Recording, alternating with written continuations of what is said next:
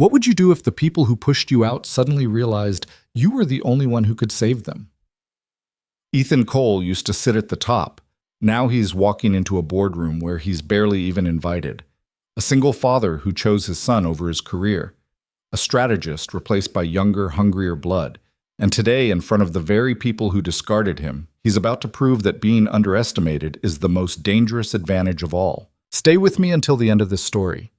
And if it moves you, hit that like button and drop a comment with your city so I can see just how far this journey travels. Ethan Cole wasn't supposed to be there.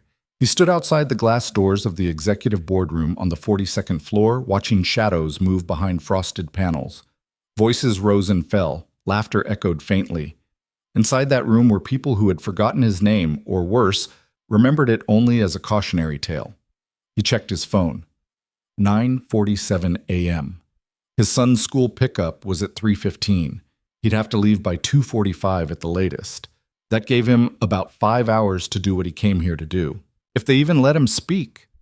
Ethan tucked the phone into his jacket pocket and pushed the door open. The room went quiet.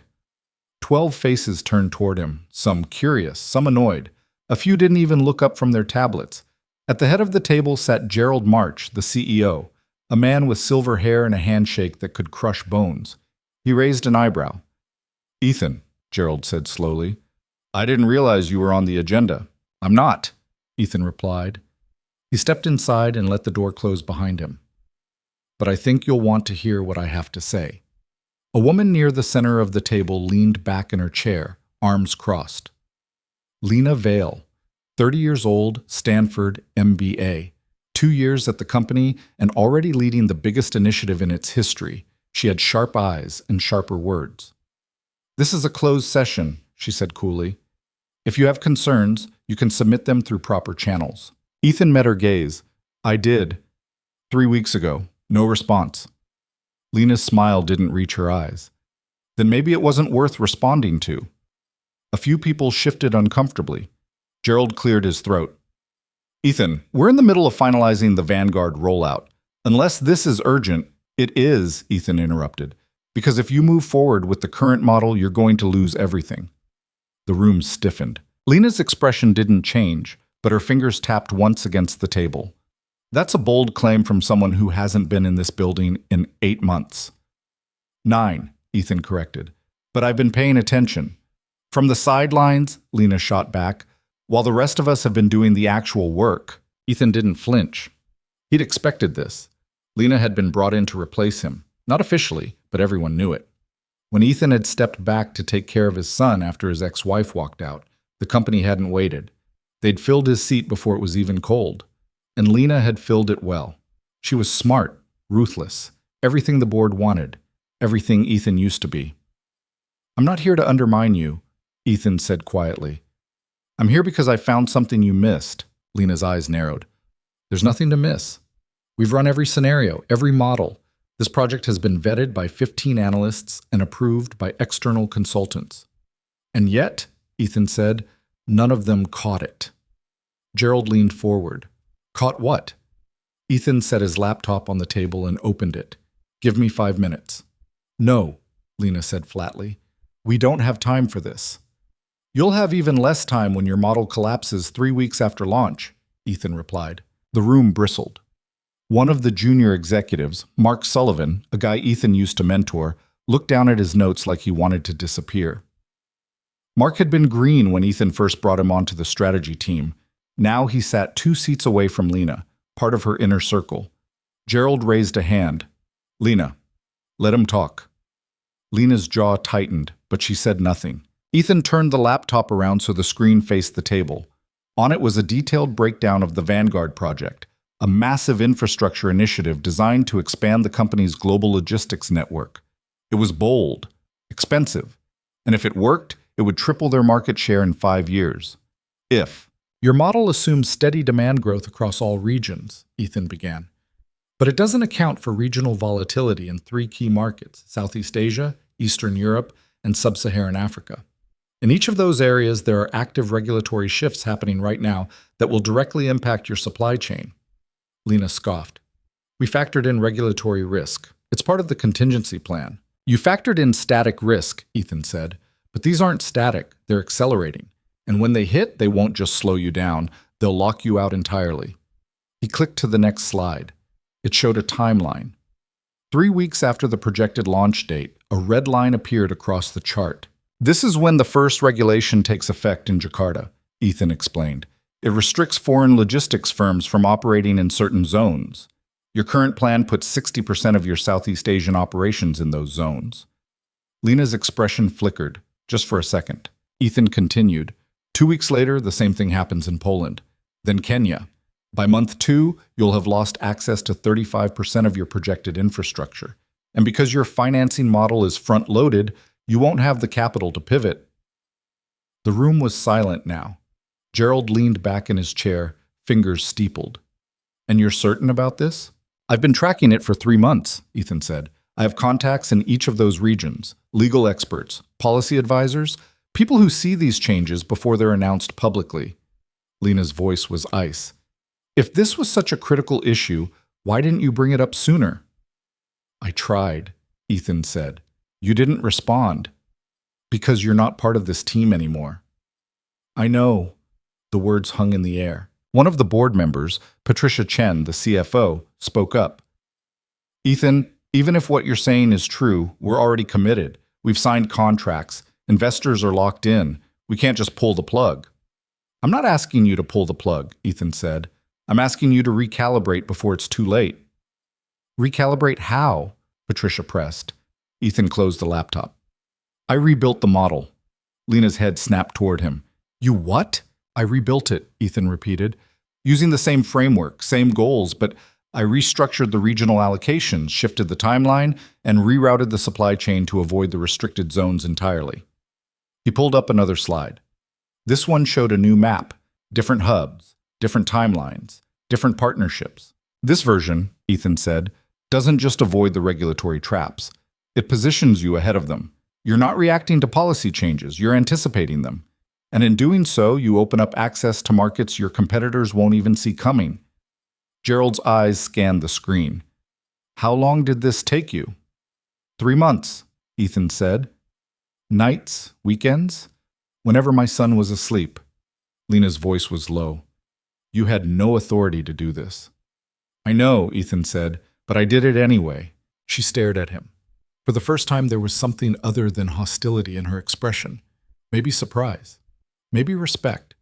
Maybe anger she couldn't quite articulate. Another voice broke in. Thomas Graves, head of operations. What about implementation? Even if your model is sound, we're talking about a complete overhaul. That takes time we don't have. It takes less time than recovering from a collapse, Ethan said. And the infrastructure you've already built? Most of it's still usable. You're not starting from scratch. You're redirecting. Thomas frowned. That's easier said than done. I know, Ethan said. That's why I mapped out the transition, phase by phase, week by week. It's all in the deck. He advanced to the next slide. A detailed timeline appeared, color-coded, cross-referenced, with contingency plans built into every stage. Patricia leaned forward. This is thorough. It has to be, Ethan said, because if you move forward with the current plan, there's no safety net. You're betting everything on assumptions that are already outdated. Lena stood abruptly. This is speculative. You're basing this on assumptions. I'm basing it on facts, Ethan cut in. And if you don't believe me, call your legal team.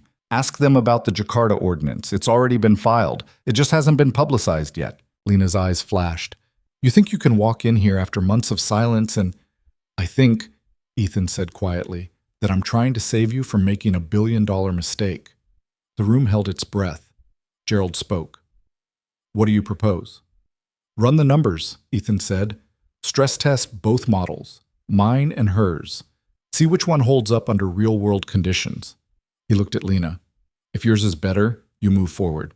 If mine is better, you adapt. Lena's jaw worked. And if they're equal? Then you choose, Ethan said. But at least you'll know what you're choosing. Gerald nodded slowly. We'll reconvene tomorrow. Lena, I want your team to run Ethan's model through every stress test we have. If it holds, we move forward with it. Lena's face was unreadable. And if it doesn't? Then we stick with yours, Gerald said. But we owe it to this company to be sure. He looked at Ethan. You're staying for this. Ethan hesitated. I have to pick up my son at 3. Then be back tomorrow morning, Gerald said. 9 sharp. Ethan nodded. He closed the laptop and stood. As he walked toward the door, Lena's voice stopped him. You could have tanked me, she said quietly. In front of everyone. You had the chance. Ethan turned. That's not why I'm here. Then why are you? He met her eyes. Because I care about this company, and because I know what it's like to be in your seat. Lena said nothing. Ethan left. The elevator ride down felt longer than it should have. Ethan leaned against the wall, eyes closed, heart still pounding. He'd done it. He'd gotten in. He'd been heard. But the hard part was just beginning. Outside, the city stretched out in every direction, glass and steel and noise. Ethan walked to the parking garage, got into his car, and sat there for a moment before starting the engine. His phone buzzed. A text from his son's school. Reminder. Early dismissal today at 2 o'clock. Ethan's stomach dropped. He'd forgotten. He checked the time. 10:32 a.m. He had 3.5 hours. He started the car and pulled out onto the street, weaving through midday traffic. His mind was still in that boardroom, replaying every word, every look. Lena's face when he'd revealed the flaw. Gerald's silence. The weight of 12 pairs of eyes. He'd spent 9 months on the outside. 9 months picking up his son from school, making dinners, helping with homework, trying to be both parents at once. And in those 9 months, he'd watched from a distance as the company moved on without him. But he hadn't stopped thinking, hadn't stopped working, because that's what Ethan did, even when no one was watching. The truth was, leaving had been the hardest decision of his life. Not because he loved the job, though he had, but because walking away felt like admitting defeat, like proving everyone right who'd said he couldn't handle it all. His ex-wife, Amanda, had said it first. You can't be everything to everyone, Ethan. Something's going to break, and it's probably going to be you. She'd been right, just not in the way she thought. What broke wasn't him, it was them. Amanda had left on a Tuesday. No warning. No fight. Just a note on the kitchen counter and her ring next to it. I can't do this anymore. You'll be better at it than I ever was. Ethan had read that note 20 times before it sank in. And then he'd walked into Jonah's room and looked at his son, 7 years old, asleep, completely unaware that his world had just shifted, and Ethan had made a choice. He couldn't control what Amanda did, but he could control what he did. And he chose Jonah. The company had been understanding, at first. Gerald had told him to take all the time he needed. The board had sent flowers. HR had set up family leave. But after 2 months, the understanding turned into impatience. After 4, it turned into replacement. Lena had been brought in as a temporary consultant. By month 6, she had Ethan's office. By month 8, she had his projects. By month 9, she had his reputation. And Ethan had watched it all happen from the sidelines, because he'd been too busy learning how to braid hair and pack lunches and be the kind of father Jonah deserved. He didn't regret it, but he also wasn't going to let it define him. Ethan pulled into the school parking lot at 1:53 p.m. Other parents were already lining up. Some were on their phones, others chatted in clusters. Ethan recognized a few faces, mostly moms, a couple of dads. He nodded politely and leaned against his car. At exactly 2 o'clock, the doors opened and kids poured out like water from a dam. Ethan spotted his son immediately. Jonah, 7 years old, bright eyes, too big backpack, a superhero lunchbox swinging from one hand. Jonah's face lit up when he saw him. Dad! Ethan knelt and pulled him into a hug. Hey, buddy, how was school? Good, we made volcanoes in science. Mine exploded the biggest. Ethan smiled. Of course it did. They got into the car. Jonah buckled himself in and started talking about his day, about his friends, his teacher, the girl who brought cupcakes for her birthday. He talked about recess and dodgeball and how he'd almost caught the ball, but it slipped through his fingers. Ethan listened, really listened, because this, right here, was why he'd walked away. And it was also why he'd come back. Dad? Jonah said suddenly. Yeah? Are you going back to work? Ethan glanced at him in the rearview mirror. Why do you ask? Jonah shrugged. You were wearing your suit today. You don't wear your suit unless you're going to work. Ethan's chest tightened. The kid didn't miss anything. I had a meeting, Ethan said carefully, but I'm not going back full time, not yet. But you want to? It wasn't a question. Ethan sighed. It's complicated, buddy. Mom said you loved work more than us. The words hit like a punch. Ethan pulled the car over to the side of the road and turned around to face his son. Jonah, he said quietly, that's not true. Your mom was upset when she said that, but it's not true. Jonah looked down at his hands. Then why did she leave? Ethan's throat closed. He'd been dreading this conversation for months. He'd rehearsed answers in his head, gentle explanations, age-appropriate truths. But now, sitting here, none of them felt right. So he told the truth. Because she was unhappy, Ethan said. And sometimes people leave when they're unhappy, even if it's not fair to the people they leave behind. Jonah's eyes were wet. Did I make her unhappy? No, Ethan said firmly. You didn't. This had nothing to do with you. Then why didn't she take me with her? Ethan's heart broke. He unbuckled his seatbelt and climbed into the back seat. He pulled Jonah into his arms and held him tight. Because she knew you'd be okay with me, Ethan whispered. And she was right. We're okay. Aren't we? Jonah nodded against his chest. They sat like that for a long time. Cars passed by. The world kept moving. But for Ethan and Jonah, time stood still. Eventually, Jonah pulled back and wiped his eyes. Can we get ice cream? Ethan laughed, a wet, shaky sound. Yeah, we can get ice cream. They drove to the little shop on Maple Street. Jonah got chocolate chip. Ethan got vanilla. They sat on the bench outside and ate in comfortable silence. Dad? Jonah said after a while. Yeah? I think you should go back to work, if you want to. Ethan looked at him. Really? Jonah nodded. You're good at it, and I'm okay. I have school and soccer and stuff. You don't have to stop everything for me. Ethan's throat tightened again. You sure? Yeah, Jonah said. Just don't forget about me. Never, Ethan said. I promise. Jonah smiled. Then he went back to his ice cream like the weight of the world hadn't just been lifted off both their shoulders. That night, after Jonah was asleep, Ethan sat at the kitchen table with his laptop open. He reviewed the model one more time. Every calculation, every projection, every assumption. It was solid, but solid didn't mean safe. Not in that room, not with Lena watching. He thought about her, the way she'd looked at him when he left, the sharpness in her voice, the control. She was good, better than good, and she wasn't going to let him take this from her without a fight. His phone buzzed. An email. From Gerald. Subject. Tomorrow's meeting. Ethan opened it. Ethan, your model is impressive, but Lena's team found discrepancies. We need to discuss them before moving forward. Be prepared to defend every assumption. This isn't a formality. GM. Ethan's jaw tightened. Of course they'd found something. That's what Lena did. She didn't lose. She found angles, weak points, places to push. He replied, I'll be ready. He closed the laptop and sat in the quiet. Tomorrow would decide everything, not just the project, not just his career, but whether he could prove that walking away didn't mean giving up, and coming back didn't mean surrender. It meant he'd learned something the rest of them hadn't. That strength wasn't about never falling. It was about getting back up when no one expected you to.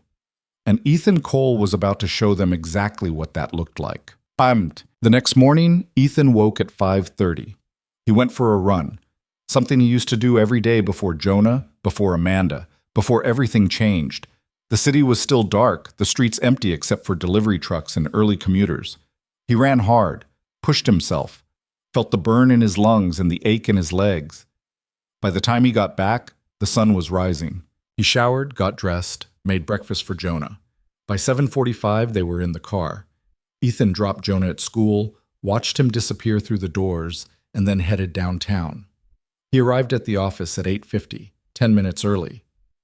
The building felt different this time, less intimidating, more familiar. He took the elevator to the 42nd floor and walked into the boardroom. Everyone was already there. Lena sat at the center of the table, flanked by her team.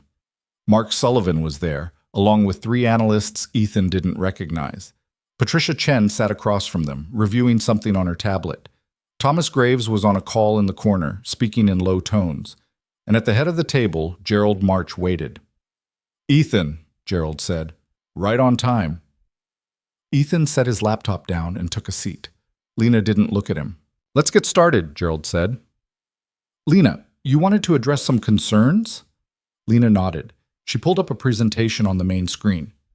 "We ran Ethan's model through our standard stress tests," she began. "And while the framework is sound, there are several critical assumptions that don't hold up under scrutiny." She clicked to the first slide. Ethan's model relies heavily on establishing new partnerships in secondary markets: Vietnam, Romania, Tanzania. But these markets have limited infrastructure. The cost of building that infrastructure isn't accounted for in his projections. Ethan leaned forward. "It is accounted for. Page 17 of the deck. I budgeted for infrastructure development as part of the initial capital expenditure." Lena's eyes narrowed. "Your budget assumes a 30% cost reduction based on local labor, but you haven't factored in regulatory compliance costs, which in those regions can add up to 40%. "I did factor them in," Ethan said calmly. "Page 19. I included a 15% buffer for compliance. If it runs over, the contingency fund covers it." Lena's jaw tightened. She clicked to the next slide. "Your timeline assumes we can renegotiate existing contracts within 6 weeks. That's unrealistic." "It's aggressive," Ethan admitted, "but not unrealistic. I've already reached out to 3 of the key vendors. 2 are willing to renegotiate. The third is open to discussion." Lena's expression flickered. "You contacted vendors without authorization?" "I contacted them as a consultant," Ethan said. "No commitments were made. I simply asked if they'd be open to revised terms. They said yes." The room shifted. Patricia spoke up. "Which vendors?" Ethan listed them. Patricia made a note. Lena clicked to the next slide. "Your projected ROI is based on capturing market share in regions where we have no existing presence. That's speculative." "It's forward-thinking," Ethan countered. "And it's based on demand data I pulled from 3 independent sources. The markets are there. We're just not in them yet." "Because they're risky," Lena shot back. "Every market is risky," Ethan said. "The question is whether the risk is worth the reward. And in this case, it is." Gerald raised a hand. "Lena, do you have data that contradicts Ethan's projections?" Lena hesitated. "Not directly, but then we're comparing assumptions against assumptions," Gerald said. "Which brings us back to the original question. Which model is more likely to succeed?" Silence. Lena looked at her team. They said nothing. Gerald turned to Ethan. "Walk us through the transition plan one more time, step by step." Ethan opened his laptop and pulled up the timeline. "Phase 1, he began. "We pause expansion in the restricted zones and redirect resources to secondary markets. This happens in the first 2 weeks. Minimal disruption." He clicked to the next slide. "Phase 2, we renegotiate contracts with key vendors. This takes 4 to 6 weeks. During that time, we continue operating in non-restricted zones at reduced capacity." Another slide. "Phase 3, we begin building infrastructure in the new markets. This is where the bulk of the capital expenditure happens. It takes 3 to 4 months. Another slide. Phase 4, full operational transition. By month 6, we're running at 90% capacity in the new structure. By month 9, we're at full capacity and ahead of the original timeline." He looked around the room. "The key difference," Ethan said, "is that this model doesn't collapse when the regulations hit. It adapts. And by the time our competitors realize what's happening, we're already established in markets they haven't even considered." Patricia nodded slowly. "It's bold." "It has to be," Ethan said, "because playing it safe isn't safe anymore." Gerald leaned back in his chair. "Lena, your response?" Lena stared at the screen. For a long moment, she said nothing. Then she spoke. "It's solid," she said quietly. The room went still. "It's better than solid," she continued. "It's smart, and I hate that I didn't see it." Ethan blinked. Lena turned to Gerald. "I still think there are risks, but Ethan's right. The risks in my model are bigger and less manageable." She looked at Ethan. "If we move forward with this, I want to co-lead the transition." Ethan met her gaze. "I'm okay with that." Gerald stood. "Then it's settled. We move forward with Ethan's model. Lena, you and Ethan will co-lead the project. I want weekly updates. No surprises. He looked at both of them. And I want you two to figure out how to work together. Because if you can't, this whole thing falls apart. Lena nodded. Ethan nodded. Gerald smiled. Good. Now get to work. The meeting ended. People filed out. Ethan packed up his laptop and stood. Lena was still sitting. Ethan, she said. He turned. I underestimated you, she said. I won't make that mistake again. Ethan nodded. Fair enough. And for what it's worth, she added, I'm sorry for shutting you out. Ethan studied her. There was no angle here, no game, just honesty. Apology accepted, he said. Lena stood. Let's grab coffee. We need to figure out how this is going to work. Ethan checked his watch. 11:30. He had time. Yeah, he said. Let's do that. They walked out together. And for the first time in 9 months, Ethan felt like he was exactly where he was supposed to be. The coffee shop was 2 blocks from the office, tucked between a dry cleaner and a bookstore that had been going out of business for 3 years but somehow never closed. Ethan had been coming here since his first week at the company, back when he was still trying to prove himself, and caffeine was the only thing keeping him upright. Lena had never been here before. He could tell by the way she hesitated at the door, scanning the cramped interior like she was calculating whether it met her standards. They make a decent cappuccino, Ethan said, holding the door open. I don't drink cappuccinos, Lena replied, stepping inside. Of course you don't. They ordered black coffee for her, an Americano for him, and sat at a table by the window. Outside, the city moved at its usual frantic pace. Inside, the air smelled like espresso and old wood. Lena pulled out her tablet and set it on the table. We need to divide responsibilities. I'll handle vendor negotiations and compliance. You take infrastructure development and market analysis. Ethan took a sip of his coffee. That's not going to work. Lena looked up. Why not? Because you're trying to compartmentalize, Ethan said. This isn't 2 separate projects. It's 1 project with 2 leaders. If we split it down the middle, we're going to end up working against each other. Lena frowned. Then what do you suggest? We work together, Ethan said, on everything. You don't make a move without running it by me. I don't make a move without running it by you. We're a team. Lena's jaw tightened. I don't work well in teams. Neither do I, Ethan said. But we're going to have to figure it out. She stared at him. Then, slowly, she nodded. Fine. But if you slow me down, I won't, Ethan said. And you won't slow me down either, because we both want the same thing. Which is? To make this work. Lena leaned back in her chair, studying him. You really believe that, don't you? That we can pull this off? I don't believe in things that aren't true, Ethan said. So yeah, I believe it. For the first time since he'd walked into that boardroom, Lena smiled. Not a polite smile, not a corporate smile. A real one. All right, she said. Let's get to work. They spent the next 2 hours mapping out the transition plan in detail. Lena was sharp, ruthlessly so. She spotted gaps Ethan hadn't considered and asked questions that forced him to defend every assumption.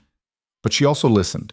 And when Ethan pushed back on something, she didn't take it personally. She just recalibrated. By the time they left the coffee shop, they had a working timeline, a list of priorities, and something that felt almost like mutual respect.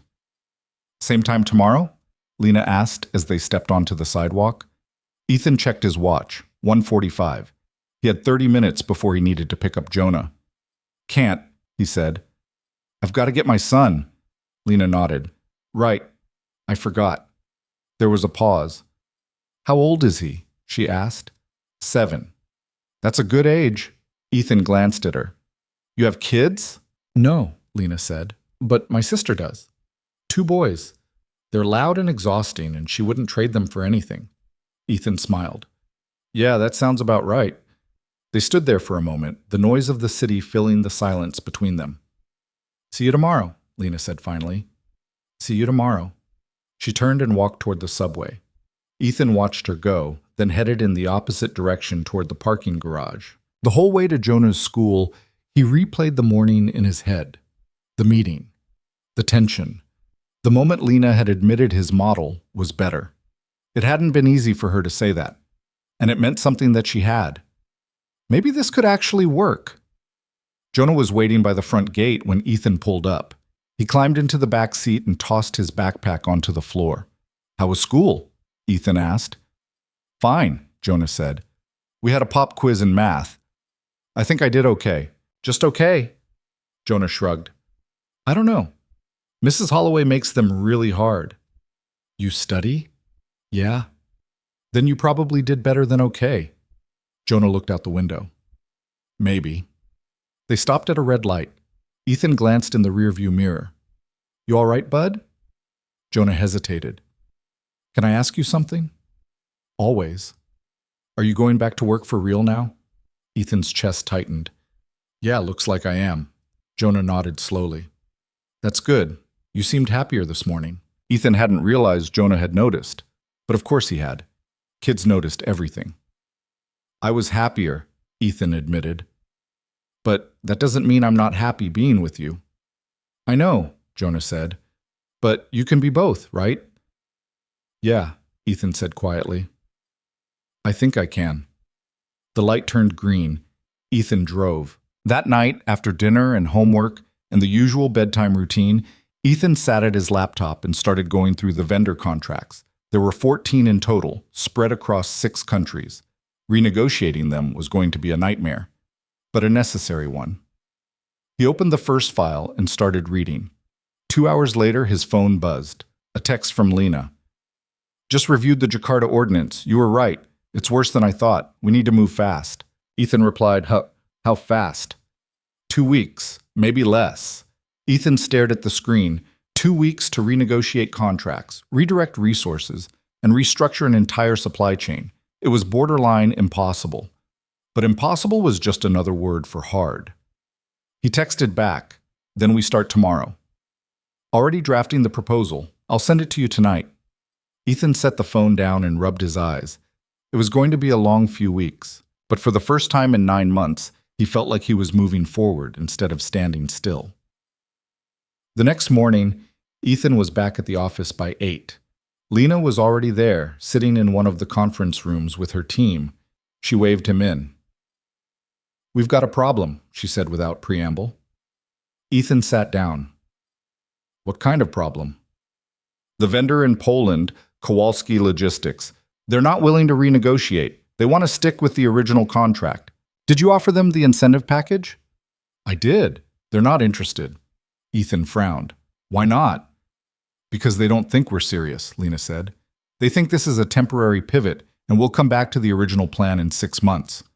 Then we need to convince them we're serious." "How?" Ethan thought for a moment. "I'll call them." Lena raised an eyebrow. "You think you can change their mind?" "I worked with Kowalski 3 years ago on a different project," Ethan said. "We built a good relationship. If anyone can get through to them, it's me." Lena considered this. "All right, but if it doesn't work, we're pulling them from the plan entirely." "Fair enough." Ethan went back to his desk and dialed the number. The call connected after 3 rings. "Kowalski Logistics. This is Marek." "Marek, it's Ethan Cole." There was a pause, then a laugh. "Ethan, I thought you disappeared." "I took some time off," Ethan said, "but I'm back now." "Good. We missed you. What can I do for you?" Ethan explained the situation, the regulatory changes, the restructured plan, the need to renegotiate the contract. Marek listened without interrupting. When Ethan finished, Marek sighed. "I want to help you, Ethan, but my board is not flexible on this. They see the original contract as a guarantee. If we renegotiate, they think it sets a bad precedent." "I understand," Ethan said, "but the original contract puts you in a restricted zone. If we move forward with it, you'll be locked out within a month, and then the contract is worthless anyway." Marek was quiet. "I'm not trying to back out," Ethan continued. "I'm trying to protect both of us. The revised plan keeps you in the network. It keeps you profitable, and it positions you ahead of the curve when the regulations hit." Another pause. "Send me the details," Marek said finally. "I'll talk to my board." "Thank you," Ethan said. "I'll send it today." "And Ethan?" "Yeah?" "It's good to hear your voice again." Ethan smiled. "Yours too, Marek." He hung up and walked back to the conference room. "Well?" Lena asked. "He's going to talk to his board," Ethan said. "I'll send him the revised proposal this afternoon." Lena nodded slowly. "Not bad." It's a start, Ethan said. Over the next week, the pace accelerated. Ethan and Lena worked side by side, navigating contracts, coordinating with legal teams, and managing the controlled chaos of a company-wide pivot. It wasn't smooth. There were arguments, sharp, tense exchanges over strategy and timing and risk, but they always found a way through. And somewhere along the way, something shifted. Lena stopped questioning Ethan's every move. Ethan stopped waiting for Lena to undermine him. They started finishing each other's sentences, anticipating problems before they became crises, moving in sync. Mark Sullivan noticed it first. "You two are like a well-oiled machine," he said one afternoon, watching them work through a particularly thorny vendor negotiation. Lena glanced at Ethan. "Don't jinx it." Ethan smirked. Too late. By the end of the second week, they had renegotiated 9 of the 14 contracts. Kowalski Logistics had come through. Marek's board had agreed to the revised terms. The infrastructure development was ahead of schedule, and the board was cautiously optimistic. But then the first real test came. It started with an email from Patricia Chen. "We have a situation. The investors want a meeting. They're nervous about the pivot. They want reassurance that we know what we're doing." Ethan read the email twice. Lena was standing behind him, reading over his shoulder. "When's the meeting?" "Tomorrow," Ethan said. 2:00. Lena cursed under her breath. "We're not ready." "We don't have a choice," Ethan said. "If the investors pull out, the whole thing collapses. Then we better make sure they don't pull out." They spent the rest of the day preparing, building a presentation, anticipating questions, rehearsing answers. By midnight, they were still at it. "We should call it," Lena said, rubbing her eyes. "We're not going to be sharp tomorrow if we don't sleep." Ethan nodded. He closed his laptop and stood. Lena looked at him. "You think we can pull this off? The presentation? All of it?" Ethan met her gaze. "Yeah, I do." Lena smiled faintly. "Good, because I'm starting to believe you." The investor meeting was held in the largest conference room on the 45th floor. 12 investors sat around the table, each representing a different fund, a different stake, a different level of risk tolerance. Gerald opened the meeting. "Thank you all for coming on short notice," he said. "I know there's been concern about the recent changes to the Vanguard project. Ethan and Lena are here to walk you through the revised plan and address any questions you have." He gestured to them. Ethan stood and pulled up the presentation. 3 weeks ago," he began, "we identified a critical flaw in the original Vanguard model. If we had moved forward without addressing it, we would have lost access to 35% of our projected infrastructure within 2 months. He clicked to the next slide. The revised model eliminates that risk entirely. It repositions us in markets that are not only stable, but underutilized, and it does so without increasing our overall capital expenditure. One of the investors, a man named David Chen, no relation to Patricia, raised his hand. "How do you account for the learning curve in these new markets?" he asked. "Your team has no experience in Vietnam or Tanzania. That's a liability." "It's a challenge," Ethan acknowledged, "but not a liability. We've already partnered with local consultants in each region. They're guiding us through regulatory environments, cultural nuances, and operational logistics. We're not going in blind." Another investor spoke up. "What about competition? If these markets are so attractive, why aren't others already there?" Lena stepped forward. "Because they're waiting for someone else to take the risk. We're not waiting. We're moving. And by the time they realize what we've done, we'll already be established." A woman near the back, Catherine Reeves, one of the largest stakeholders, leaned forward. "I've reviewed your projections," she said. "They're aggressive, almost too aggressive. What happens if you're wrong?" Ethan met her gaze. "If we're wrong, we lose. But if we're right, we don't just win, we redefine the playing field." Catherine studied him. "That's a big gamble." "Every investment is a gamble," Ethan said. "The question is whether you're gambling on something that's been proven to fail or something that has the potential to succeed." The room was silent. Then Catherine nodded. "All right, I'm in." One by one, the other investors followed. By the end of the meeting, every single one had reaffirmed their commitment. Gerald stood. "Thank you, Ethan, Lena, excellent work." As the investors filed out, Catherine stopped by Ethan's side. "That was impressive," she said. "But don't let it go to your head. You're only as good as your last success." Ethan smiled. "I'll keep that in mind." She left. Lena walked over, arms crossed, a faint smile on her face. "Not bad," she said. "Not bad yourself," Ethan replied. They stood there for a moment, the adrenaline still buzzing. "You hungry?" Lena asked. Ethan checked his watch. 4:30. He had time before he needed to get Jonah. "Yeah," he said. "I could eat." They went to a diner 3 blocks away. One of those places with cracked vinyl booths and a menu that hadn't changed since 1987. Lena ordered a burger. Ethan got a club sandwich. "I didn't think you ate at places like this," Ethan said. "I don't," Lena admitted. "But I figured if I'm going to work with you, I should probably get used to it." Ethan laughed. "Fair enough." They ate in comfortable silence for a while. Then Lena spoke. "Can I ask you something?" "Sure." "Why did you really come back?" Ethan set down his sandwich. "What do you mean?" "You didn't have to," Lena said. "You could have stayed gone, let the company sink or swim without you, but you came back. Why?" Ethan thought about it. "Because I still care. About the work, about the people. And because I wanted to prove to myself that walking away didn't mean I was done." Lena nodded. "I get that." "What about you?" Ethan asked. "Why are you here?" Lena smiled faintly. "Because I wanted to prove I could do it, that I could lead something this big, that I was as good as everyone said I was. And I'm realizing that being good isn't enough," Lena said. "You have to be willing to admit when you're wrong, and that's harder than it sounds." Ethan looked at her. "You're doing fine." "Thanks," Lena said. "So are you." They finished their meal and walked back outside. The sun was starting to set, painting the sky in shades of orange and pink. "I should go," Ethan said. "I've got to pick up Jonah." "Go," Lena said. "I'll handle the follow-up emails." Ethan nodded. "See you tomorrow." "See you tomorrow." He walked to his car and drove to Jonah's school. His son was waiting by the gate, swinging his backpack in lazy circles.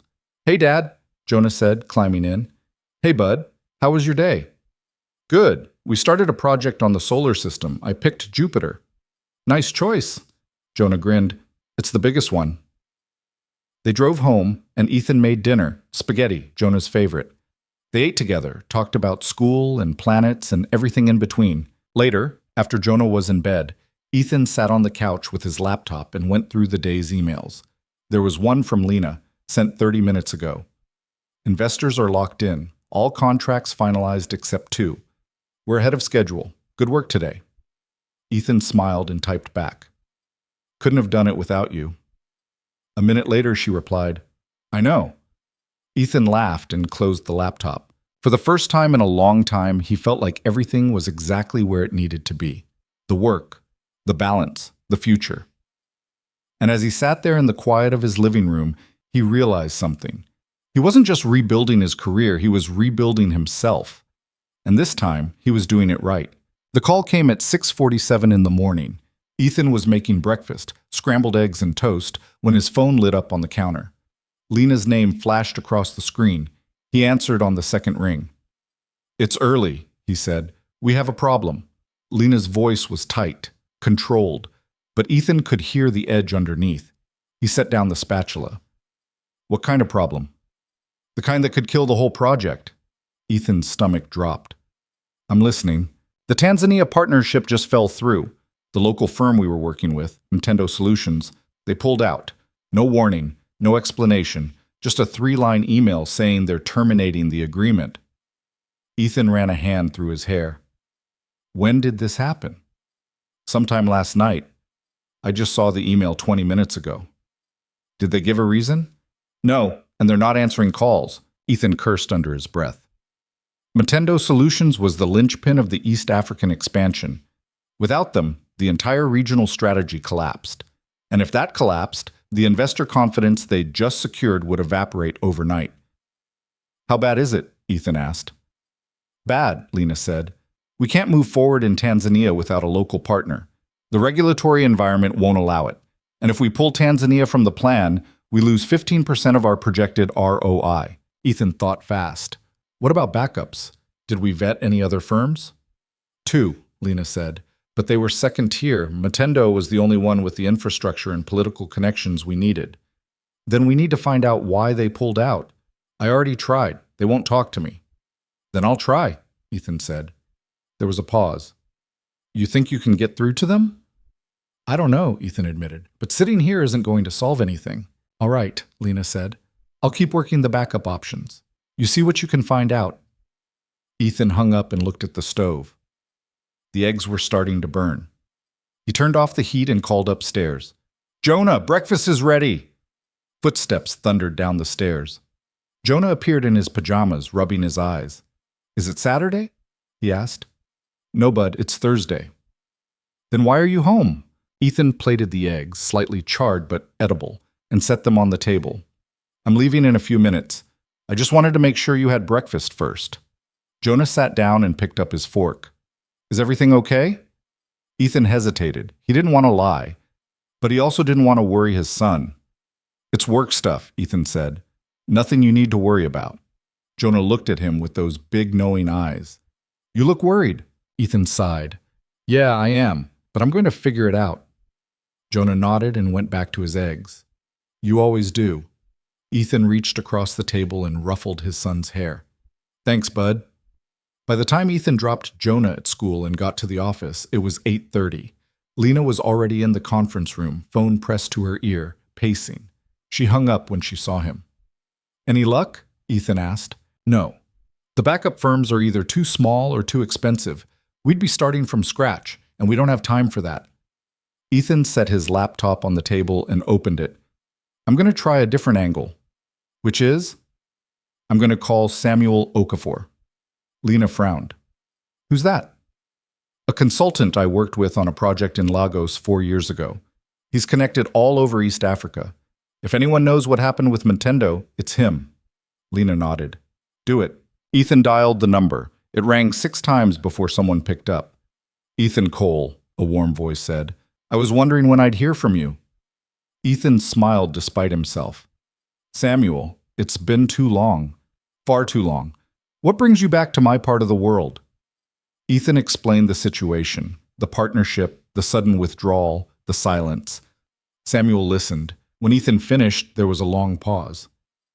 Nintendo didn't pull out because of you, Samuel said finally. Then why? Because someone made them a better offer. Ethan's jaw tightened. Who? Devlin Global. The name hit like a punch to the gut. Devlin Global was their biggest competitor, a multinational logistics firm with deep pockets and a reputation for playing dirty. Are you sure? Ethan asked. I'm sure, Samuel said. Devlin approached Nintendo 2 weeks ago, offered them triple what you were paying plus guaranteed contracts for the next 5 years. Nintendo's board couldn't say no. Ethan closed his eyes. They're trying to block us. They're succeeding, Samuel said. Devlin knows what you're doing, and they're making sure you don't get a foothold in East Africa. Ethan exhaled slowly. What are our options? Not many, Samuel admitted. Devlin has the resources to outbid you on any partnership, and they have the influence to make life very difficult for anyone who works with you. So we're locked out. Not necessarily. Ethan opened his eyes. What do you mean? Samuel's voice dropped. There's one firm Devlin can't touch. Kijani Enterprises. They're smaller than Nintendo, but they're independent, privately owned, no board to pressure, no investors to appease. If you can convince the owner to work with you, Devlin can't stop it. Who's the owner? Her name is Amara Kijani. She's brilliant, stubborn, and she doesn't trust outsiders. But if you can get her on your side, she's worth 10 Nintendos. Ethan grabbed a pen. How do I reach her? You don't, Samuel said. She doesn't take calls from people she doesn't know. But I can make an introduction, if you're willing to fly out. Ethan glanced at Lena. She was watching him, arms crossed, waiting. When? Ethan asked. Tomorrow, Samuel said. I'll set up a meeting, but Ethan, don't waste her time. Amara doesn't give second chances. Understood, Ethan said. Thank you, Samuel. Any time, my friend. Ethan hung up and looked at Lena. Well, she asked, we need to go to Tanzania. Lena blinked. We? Devlin Global is blocking us, Ethan said. They bought out Nintendo, but there's another option, a firm called Kijani Enterprises. The owner doesn't work with just anyone, but if we can convince her, we're back in. Lena processed this. And if we can't, then we're done in East Africa. Lena stared at him. Then she pulled out her phone and started typing. What are you doing? Ethan asked. Booking flights, Lena said. If we leave tonight, we can be there by tomorrow afternoon. Ethan hesitated. Lena, I can go alone. You don't have to be... Yes, I do, Lena interrupted. This is my project too, and if Devlin is trying to sabotage us, I want to look them in the eye when we beat them. Ethan couldn't help but smile. All right, let's do it. The flight left at 11 o'clock that night. Ethan had 3 hours to get home, pack, and explain to Jonah why he'd be gone for 2 days. He found his son in the living room working on his solar system project. Jupiter was half painted, bright orange and red swirls covering the foam ball. Hey, bud, Ethan said, sitting down next to him. Jonah looked up. You're home early. I need to talk to you about something. Jonah set down his paintbrush. Okay. Ethan took a breath. I have to go on a work trip, just for 2 days. Mrs. Patterson next door is going to stay with you while I'm gone. Jonah's face fell. You're leaving? I know, Ethan said. I hate it too. But this is really important, and I promise I'll be back before you know it. Jonah stared at his half-finished planet. Is this about your big project? Yeah. The one you and that lady are working on? Ethan smiled faintly. Yeah. Her name is Lena. Jonah nodded slowly. Then he looked up. Are you going to fix it? I'm going to try. Jonah studied him for a long moment. Then he picked up his paintbrush. Okay, but you have to call me every day. I will, Ethan said. I promise. Jonah went back to his painting, and Ethan sat there watching him, feeling the familiar tug of guilt in his chest. He'd worked so hard to be present, to be there, and now he was leaving again. But this time, it wasn't about ambition. It wasn't about proving himself. It was about protecting what he'd built and making sure it didn't fall apart. Mrs. Patterson arrived at 7 o'clock. She was a retired schoolteacher with gray hair and a kind smile. She'd looked after Jonah a few times before, and Jonah liked her. Don't worry, she told Ethan. We'll be just fine. Ethan hugged his son one more time. Be good, okay? I always am, Jonah said. Ethan laughed. Not always. Jonah grinned. Ethan grabbed his bag and headed to the airport. The flight was long.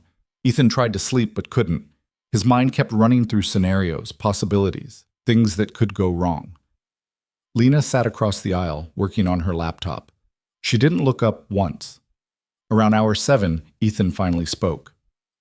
You ever been to Tanzania? Lena glanced over. No, you? Once. About 5 years ago. Different project. What was it like? Ethan thought about it. Hot, chaotic, beautiful. Lena nodded and went back to her laptop. They landed in Dar es Salaam just after 2 o'clock in the afternoon local time. The heat hit them the moment they stepped off the plane. Thick and heavy. The kind that made your shirt stick to your back within minutes. Samuel was waiting for them outside the terminal, leaning against a dusty Land Cruiser. Ethan, he called, grinning. You look like hell. Ethan laughed and shook his hand. Good to see you too, Samuel. Samuel turned to Lena. And you must be the infamous Lena Vale. Lena raised an eyebrow. Infamous? Ethan's been singing your praises, Samuel said. Lena glanced at Ethan. He shrugged. Get in, Samuel said. We've got a 2-hour drive. They climbed into the Land Cruiser and headed out of the city. The roads were rough, lined with vendors and makeshift shops. The air smelled like diesel and grilled meat. So, Samuel said as he drove, Amara agreed to meet you, but she's cautious. She's heard about Devlin's move, and she doesn't want to get caught in the middle of a corporate war. What do we need to do to convince her? Lena asked. Be honest, Samuel said. Amara values integrity above everything. If she thinks you're playing games, she'll shut you down immediately. Ethan nodded. Understood. They drove in silence for a while. The city gave way to countryside, rolling hills, scattered villages, fields of maize and cassava. Eventually, they turned onto a dirt road that led to a compound surrounded by a low stone wall. Samuel parked in front of a modest building with a corrugated metal roof. This is it, he said. They got out and followed Samuel inside. The interior was simple but clean. A woman sat behind a desk, reviewing documents. She looked up when they entered. Amara Kajani was in her mid-40s, with sharp eyes and an air of quiet authority. She wore a plain blouse and slacks.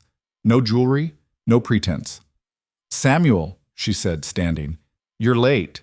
"Traffic," Samuel said with a grin. Amara's gaze shifted to Ethan and Lena. "And these are your Americans." "Ethan Cole and Lena Vale," Samuel said. "The ones I told you about." Amara gestured to the chairs across from her desk. "Sit." They sat. Amara folded her hands on the desk and studied them. "Samuel tells me you need a partner, and that Devlin Global is trying to stop you." "That's right," Ethan said. "Why should I care?" The question was blunt. No warmth, no diplomacy. Ethan met her gaze. "Because Devlin doesn't care about Tanzania. They care about market share. If they lock us out, they'll control the entire region, and once they do, they'll squeeze every advantage they can, no matter who it hurts." Amara tilted her head. "And you're different?" "We're not here to dominate," Lena said. "We're here to build long-term partnerships, sustainable growth. We succeed when our partners succeed." Amara's eyes flicked to Lena. "Pretty words. I've heard them before." "Then don't listen to the words," Ethan said. "Look at the plan." He pulled out his laptop and opened the presentation. For the next 30 minutes, he and Lena walked Amara through the entire strategy, the regional allocations, the infrastructure investments, the projected growth.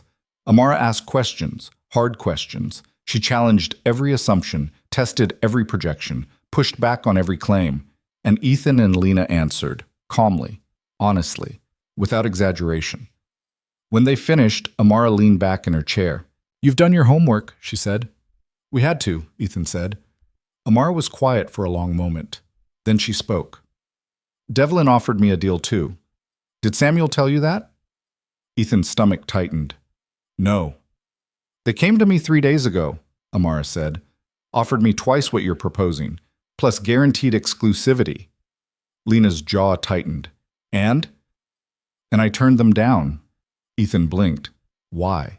Amara smiled faintly. "Because I don't trust them. They're vultures. They take what they need and leave nothing behind." She looked at Ethan. "You, on the other hand, Samuel vouches for you. And I trust Samuel." Ethan exhaled slowly. "So you'll work with us?" "On one condition," Amara said. "I want a seat at the table, not as a contractor, as a partner, equal say in decisions that affect this region." Ethan glanced at Lena. She nodded. "Done," Ethan said. Amara extended her hand. "Then we have a deal." Ethan shook it. So did Lena. As they walked back to the Land Cruiser, Lena let out a long breath. "That was intense," she said. "Yeah," Ethan agreed. "But we got it." Samuel clapped him on the back. "Told you she was worth it." They drove back to the city as the sun set, painting the sky in shades of gold and crimson. Ethan pulled out his phone and called Jonah. "Hey, Dad," Jonah's voice crackled through the line. "Hey, Bud, how's it going?" "Good. Mrs. Patterson made spaghetti, and we finished Jupiter." Ethan smiled. "That's great. I'm proud of you." "When are you coming home?" "Tomorrow night. I'll be there before bedtime." "Promise?" "Promise." They talked for a few more minutes, and then Jonah handed the phone to Mrs. Patterson to confirm everything was fine. When Ethan hung up, Lena was watching him. "He sounds like a good kid," she said. "He is," Ethan said. "The best." Lena looked out the window. "I don't know how you do it. The work, the parenting, all of it." "Most days I don't either," Ethan admitted. "But I keep trying. That's all you can do." Lena nodded. "Yeah, I guess so." They flew back the next morning. The return flight felt shorter, maybe because the weight had lifted. They'd done it. They'd saved the project. When they landed, Ethan went straight to the office to brief Gerald. Lena went with him. Gerald listened to the whole story without interrupting. When they finished, he leaned back in his chair. "So Devlin tried to box us out," he said. "And you went around them."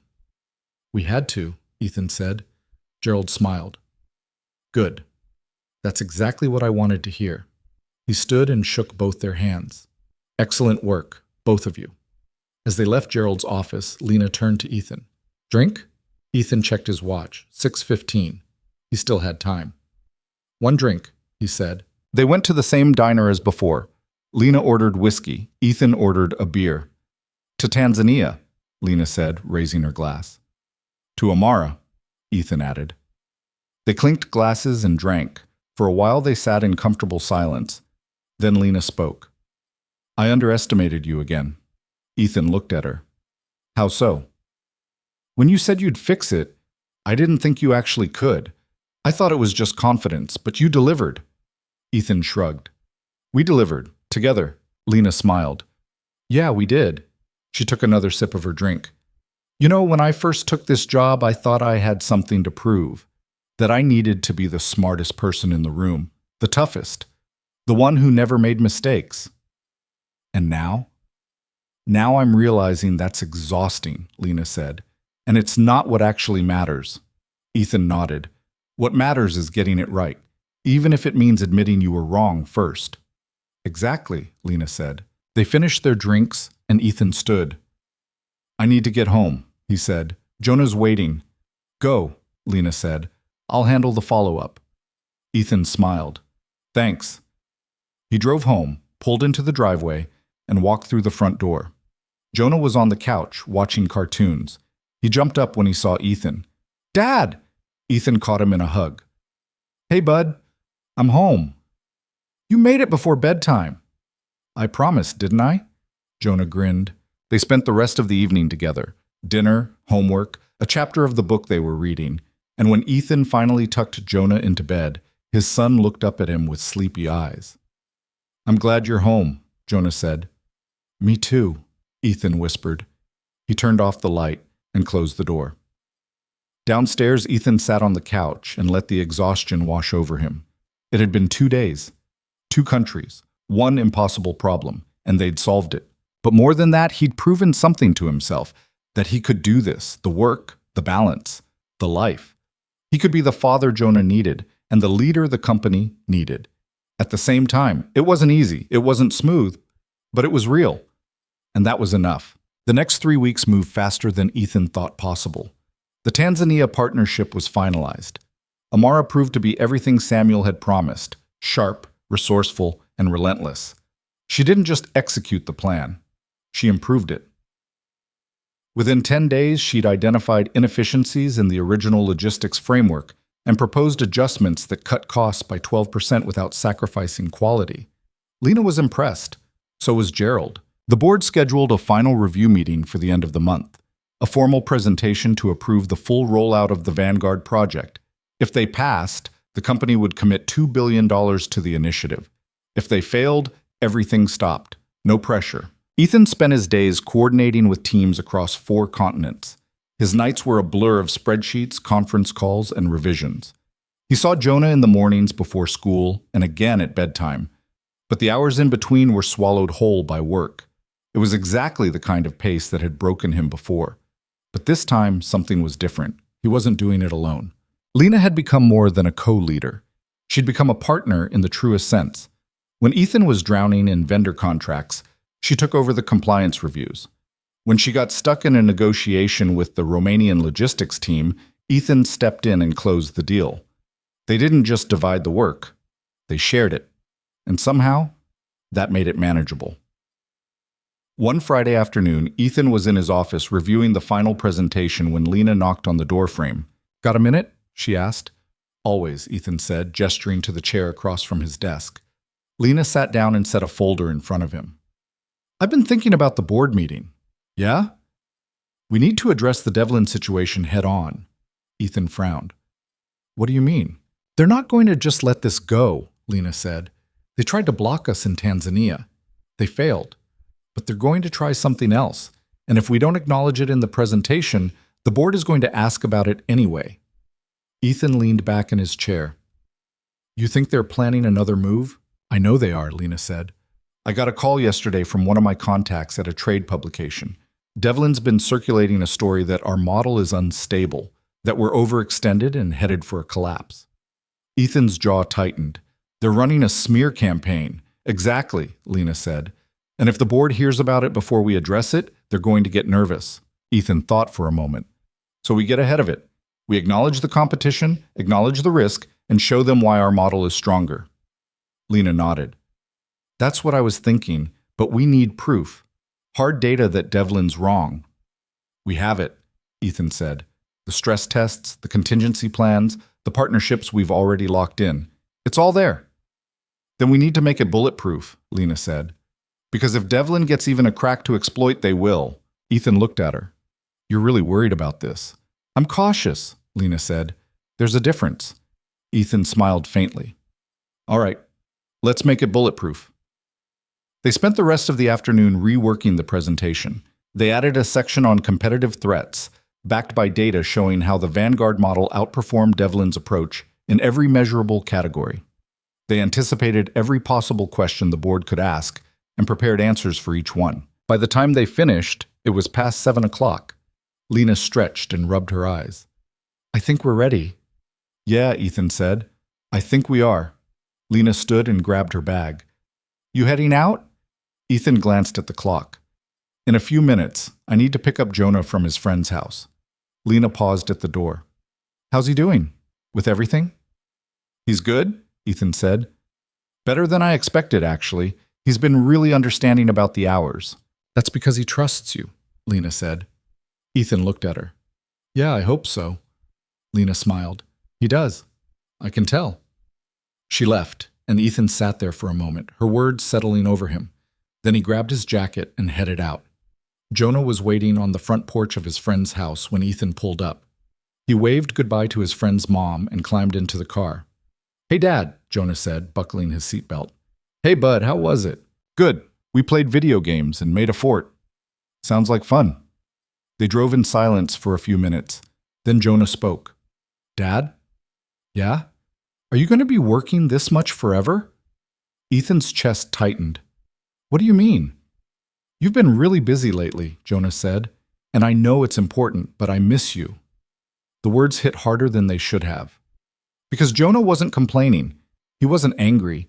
He was just being honest. Ethan pulled the car over to the side of the road and turned to face his son.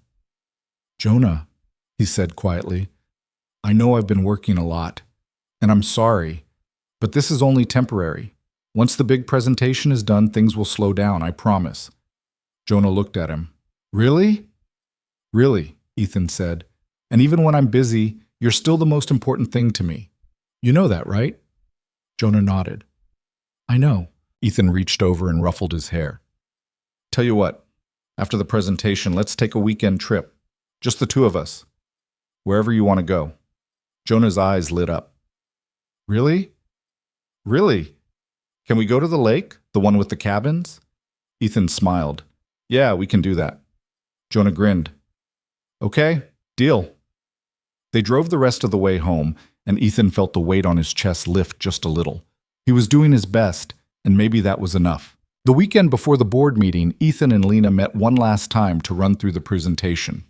They booked a conference room on Sunday afternoon and went through the entire deck, slide by slide, question by question. Lena played the role of the skeptical board member, firing objections at every turn.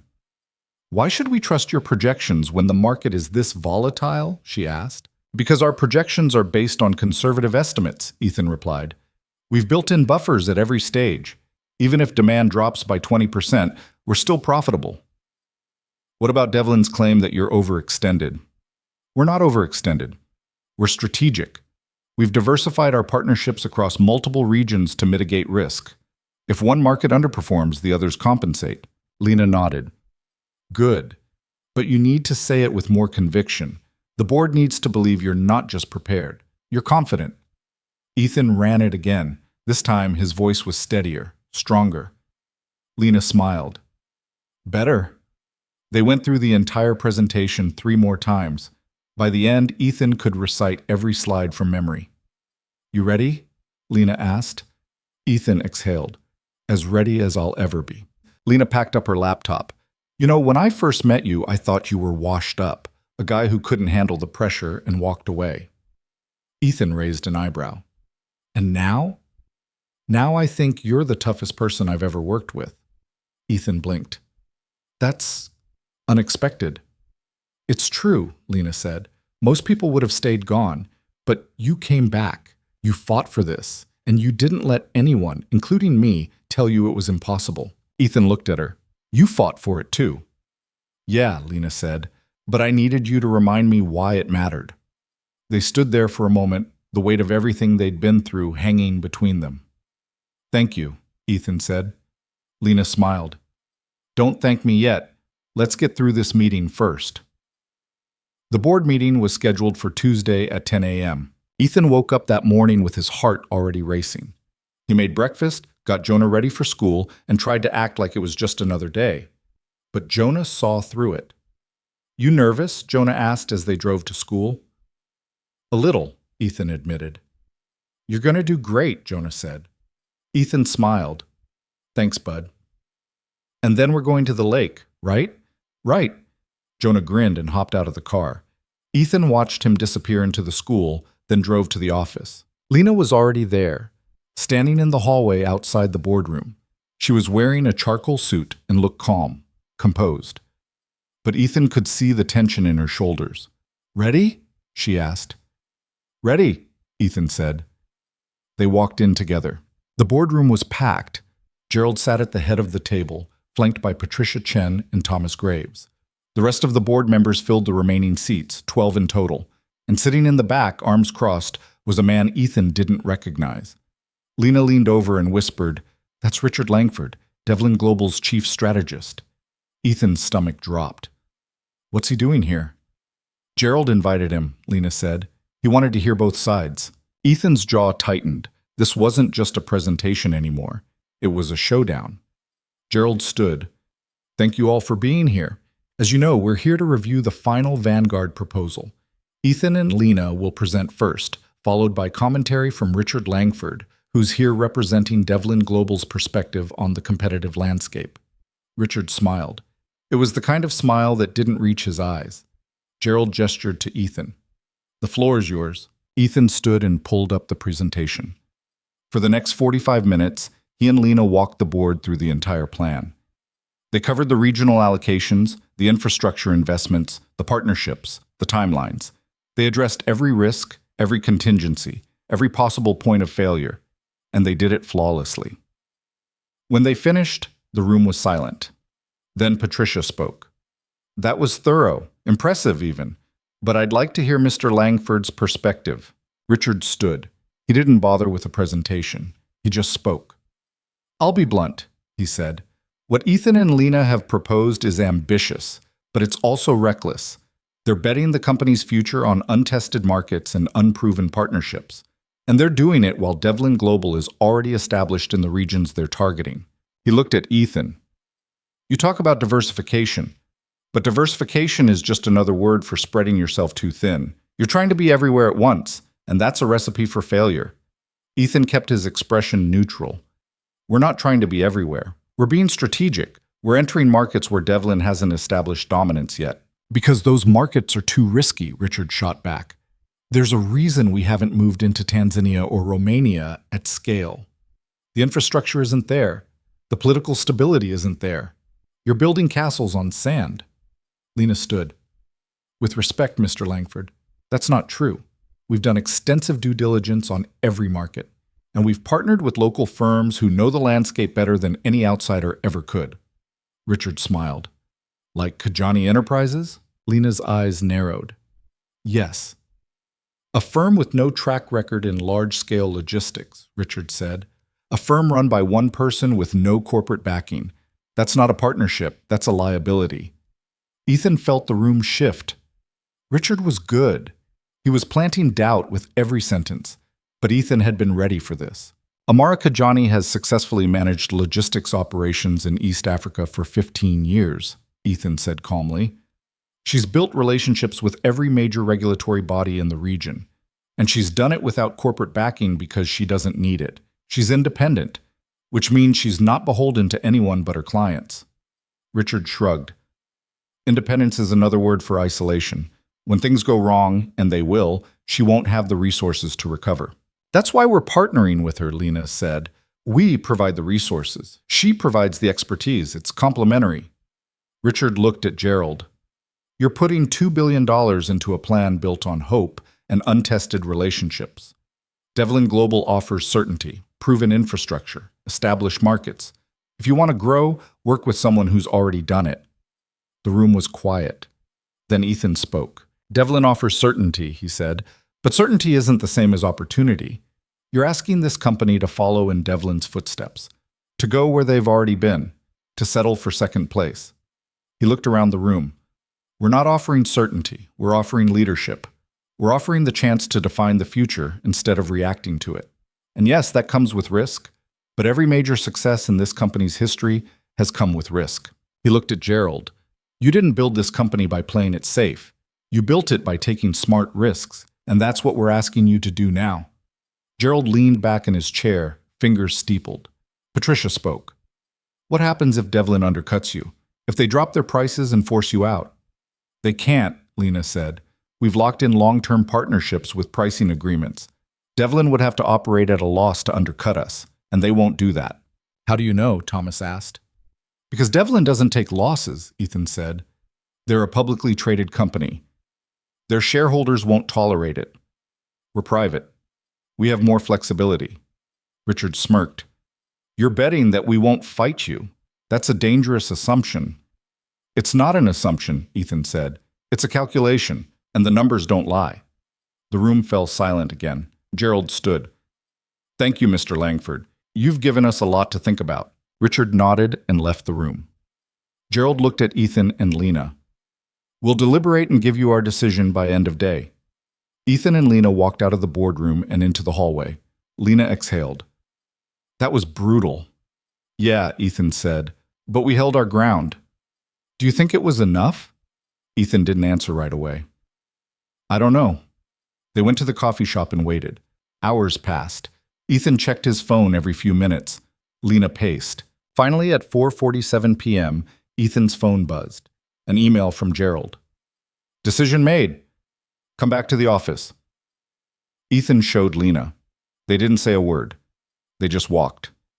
When they got back to the boardroom, the entire board was still there. Gerald stood.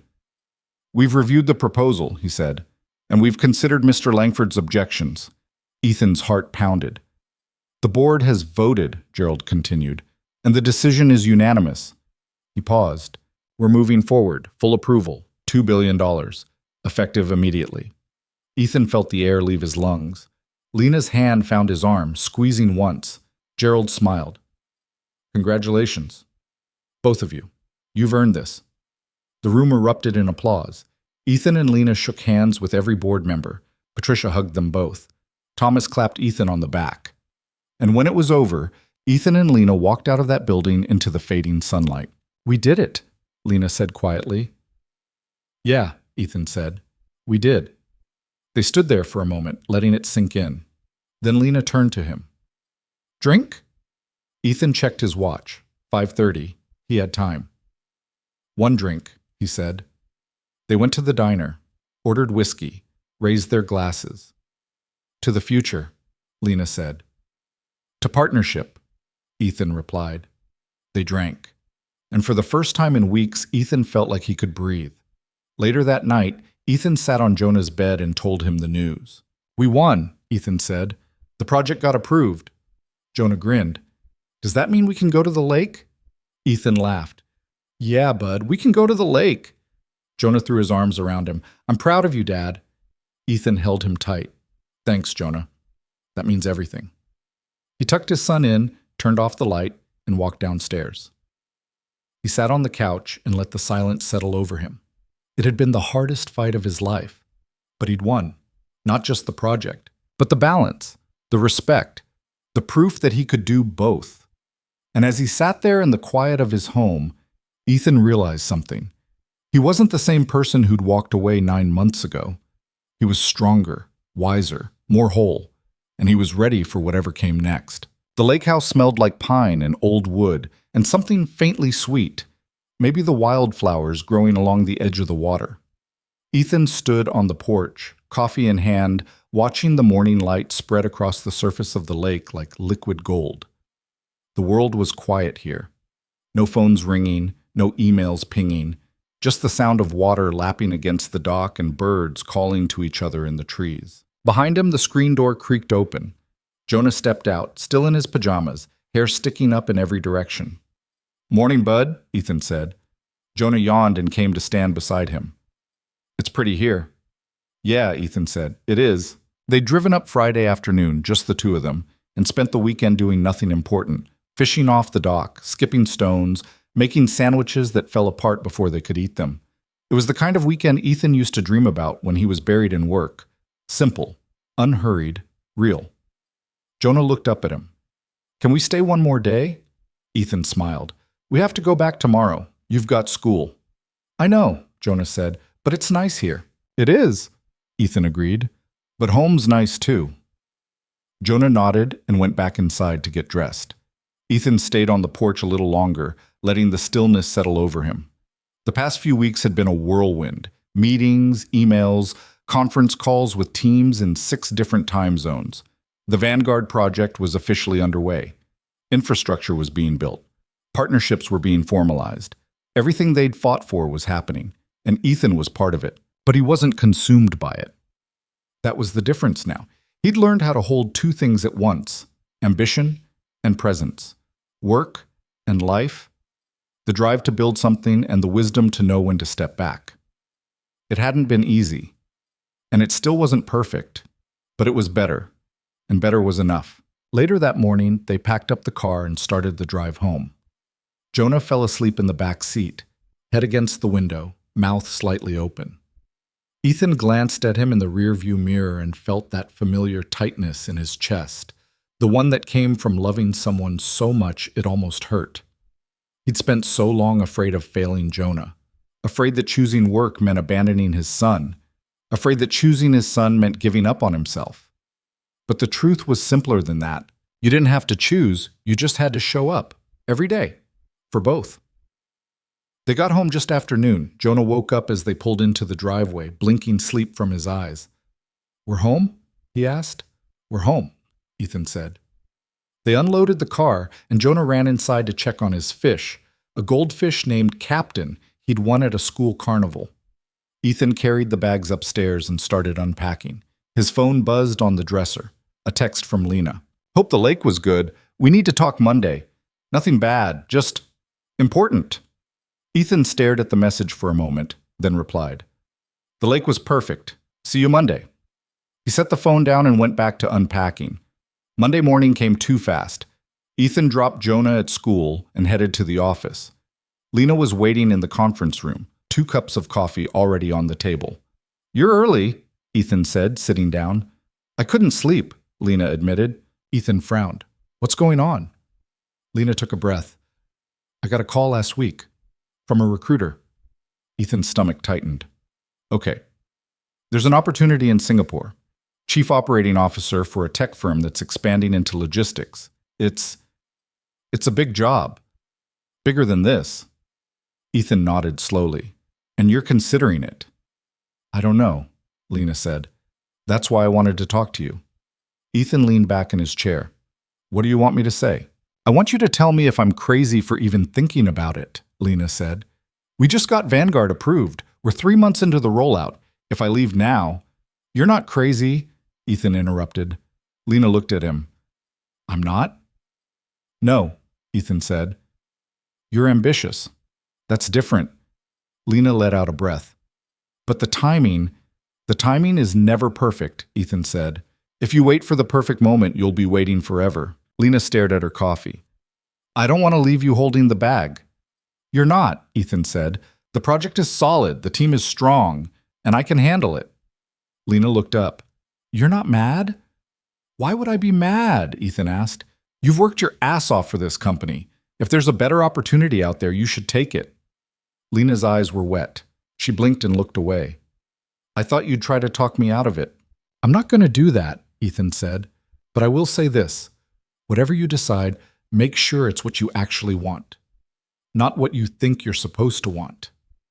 Lena nodded slowly. How do you know the difference? Ethan thought about it.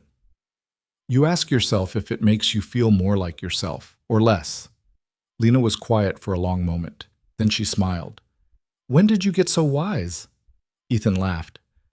I'm not wise. I just made enough mistakes to figure a few things out.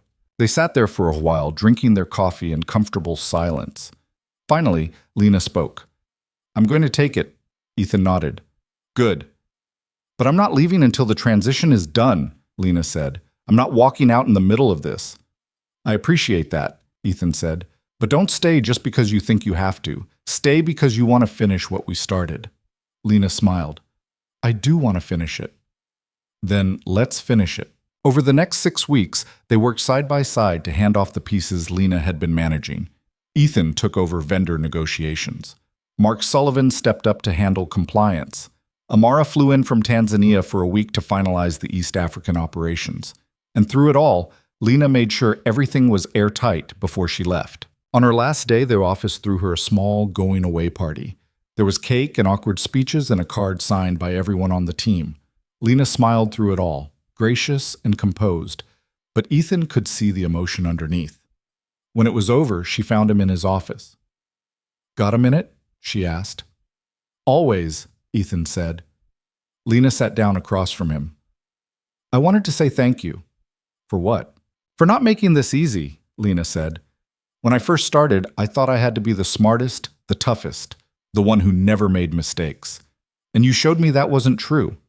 You showed me that being good at this job means admitting when you're wrong and asking for help and trusting the people around you. Ethan smiled. You taught me a few things too. Like what? Like how to fight for something without losing yourself in it, Ethan said, and how to let someone else lead without feeling like you're giving up control. Lena laughed. We made a good team. Yeah, Ethan said. We did. Lena stood and extended her hand.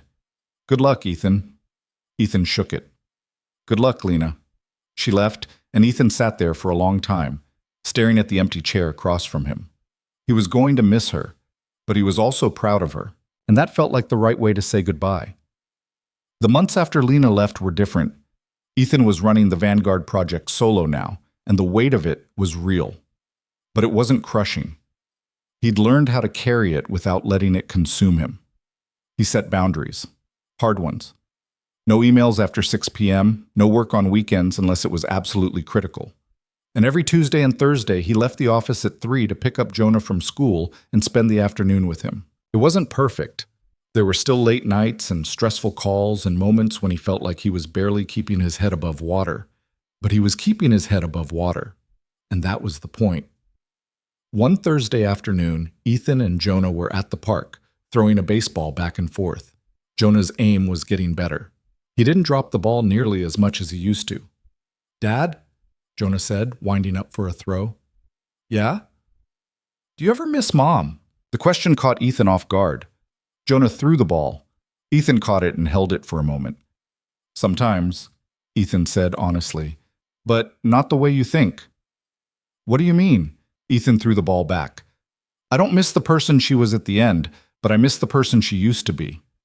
Before things got hard. Jonah caught the ball and looked at it. Do you think she misses us? Ethan's chest tightened. I don't know, bud. I hope so. Jonah nodded and threw the ball again. They played for a while longer, not saying much, just being together. On the drive home, Jonah spoke again. I'm glad it's just us, he said quietly. Ethan glanced at him. Yeah? Yeah, Jonah said. I mean, I wish Mom was here sometimes, but I like how things are now.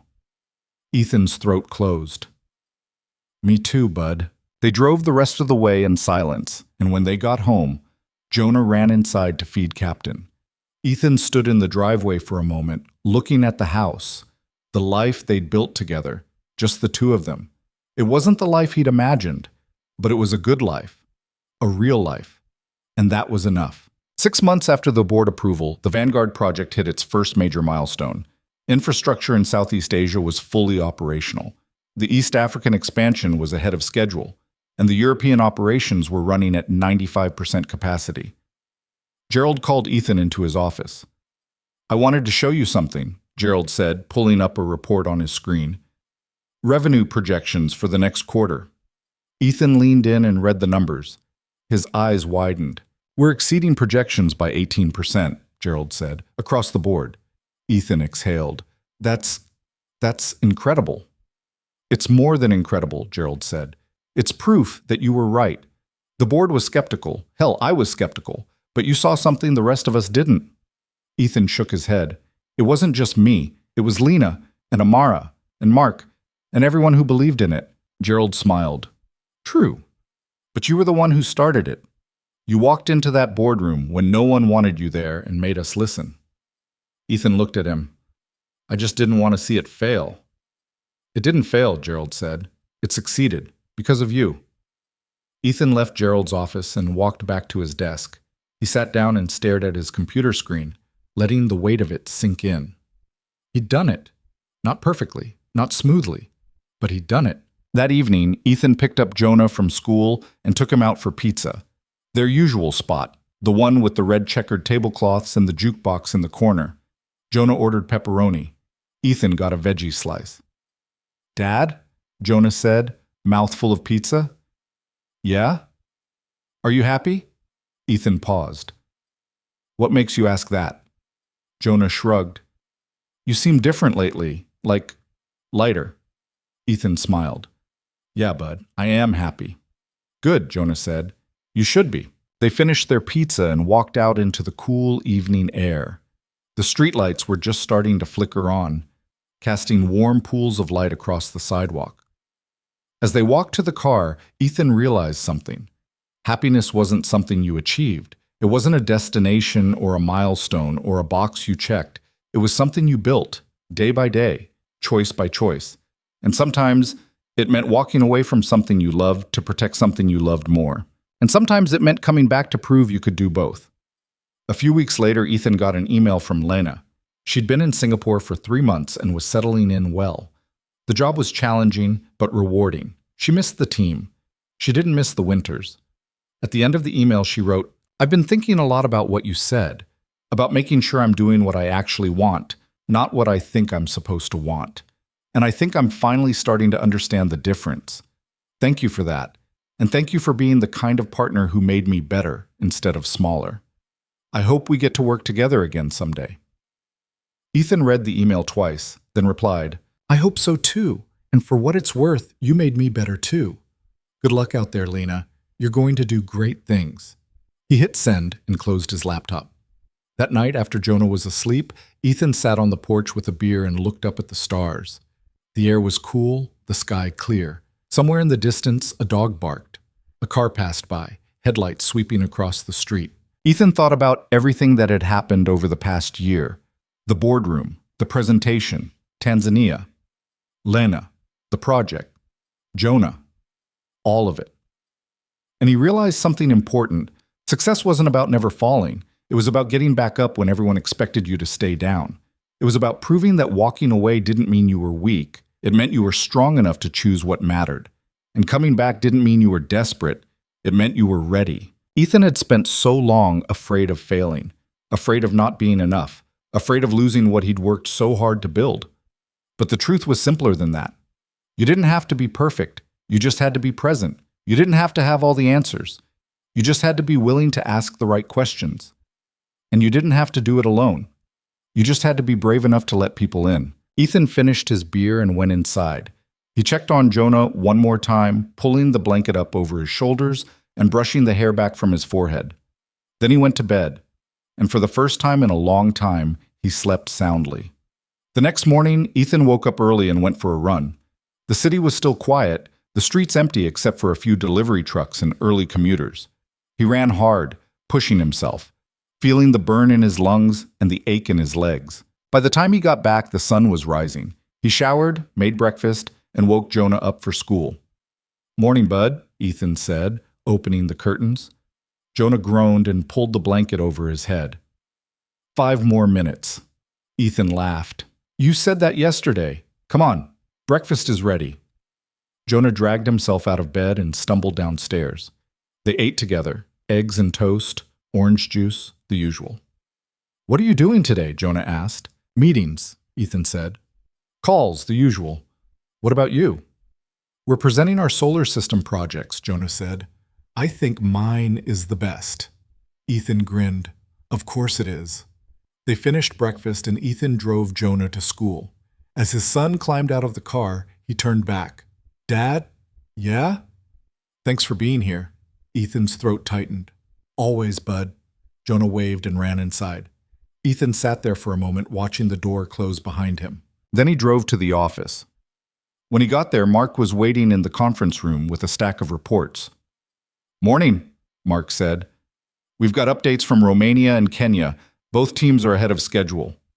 Ethan sat down and started reading through the reports. The numbers were good, better than good. They spent the next hour reviewing the data, making adjustments, planning the next phase.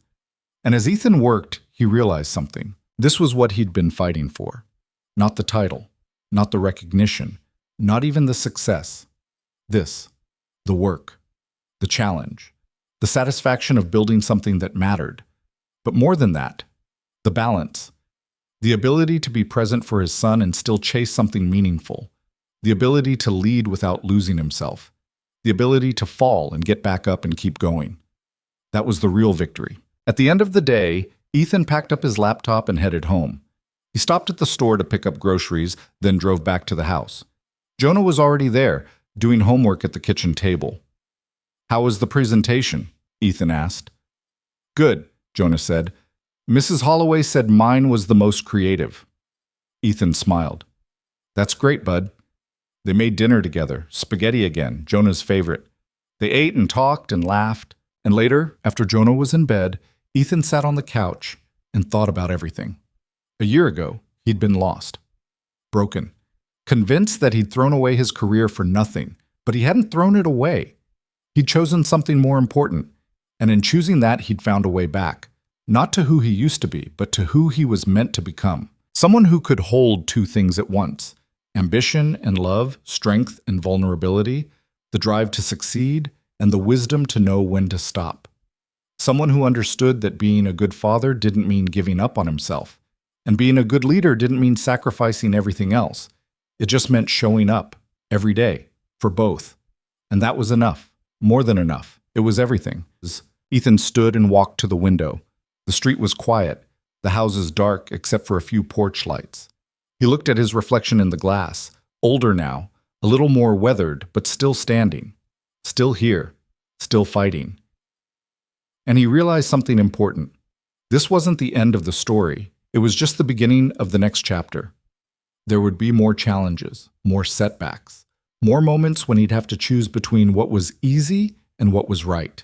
But he was ready for them, because he'd learned the most important lesson of all.